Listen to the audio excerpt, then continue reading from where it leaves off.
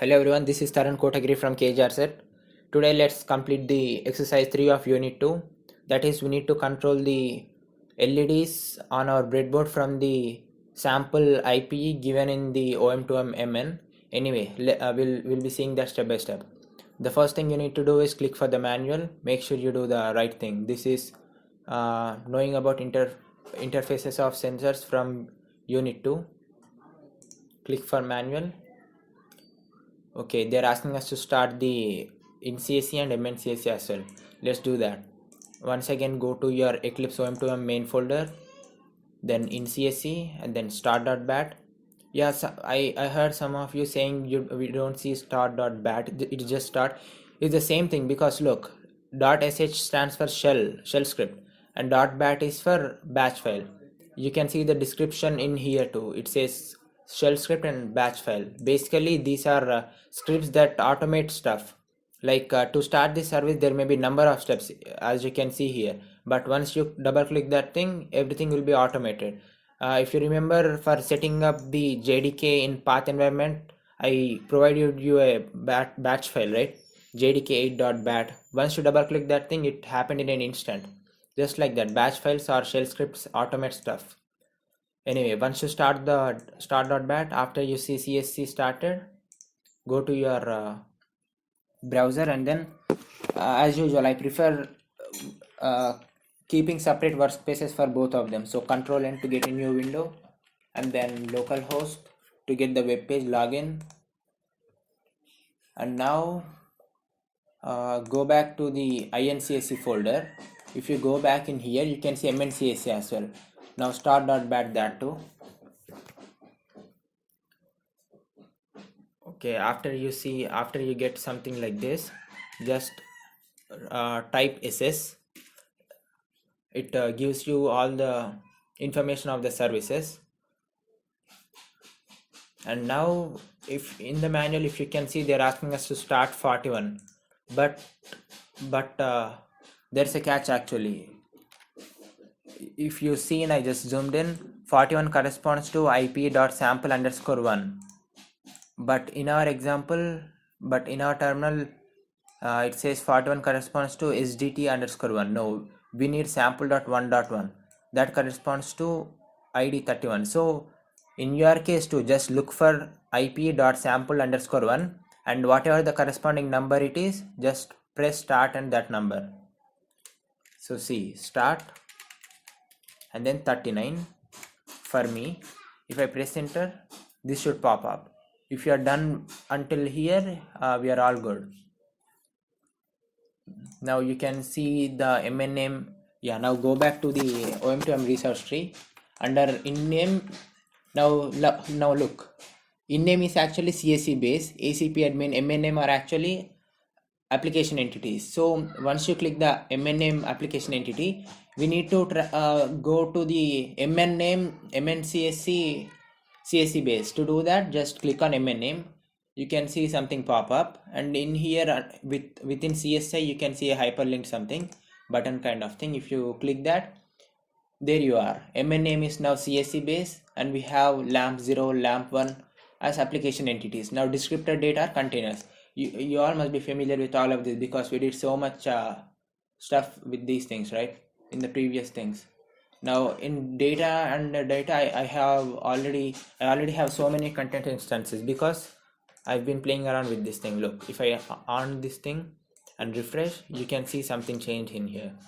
And once you click any instance, you can see the content of that instance. Here for this particular instance, it corresponds to lamp 0. Yes, lamp 0. And then state is true, meaning the light is on.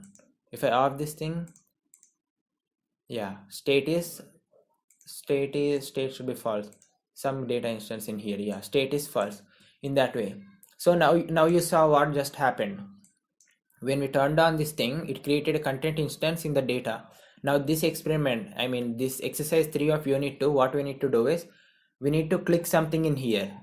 The bulb is on, the data is recorded in here. By reading data from here, we need to on or off the LED outside the desktop, I mean in the real world. We are controlling the two bulbs from in here. uh, you can see that in the output video I just posted a while ago. Okay, once you are done with this thing, now look how far did we get into the experiment. We are owning the bulb and content instance is created.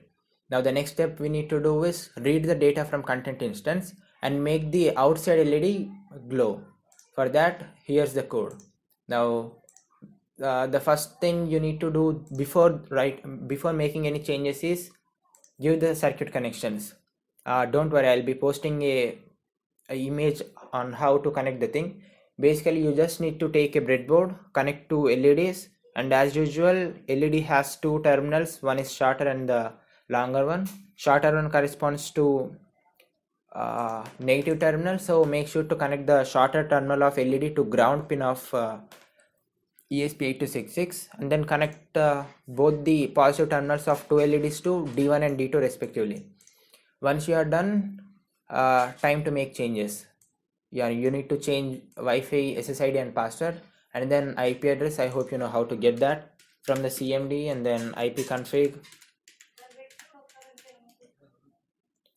If you are connected to Wi-Fi, you'll be having wireless adapter. Since I am using Ethernet adapter, and then IPv4 192.168.1.2 IPv4. Copy that and paste it in here, and then no need to change anything in all of this. Okay. After that, yeah, no changes required. Just wait just a sec. Yeah, right, no changes required. Make sure to select the correct board and port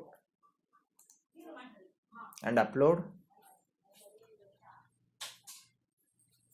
Once uploaded, you should see output like this.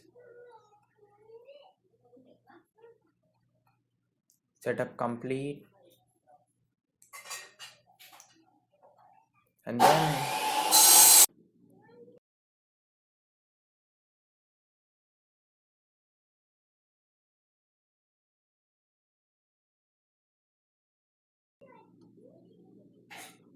wait just a sec. Wait until it is written into the ESP. Yes, once that is done, you should be able to see the new output.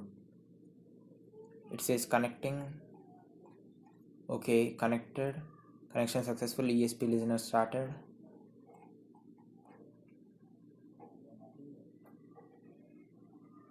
ESP setup complete. Now if I make any changes in here, you should see the request being fetched. If I turn this on,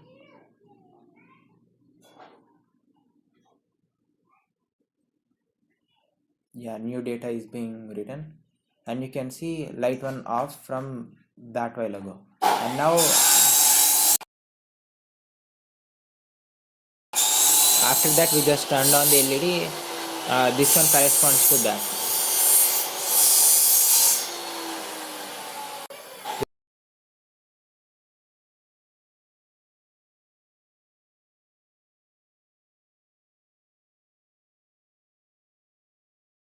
When we make changes in here, anyway, when we make changes in here, I can actually see the bulbs glowing outside as as specified in the output video. Anyway, that's it. You just need to shoot the video, include all the source code, take a screenshot of this and this, include in a folder, zip it and upload, and provide the link right here, and that's it.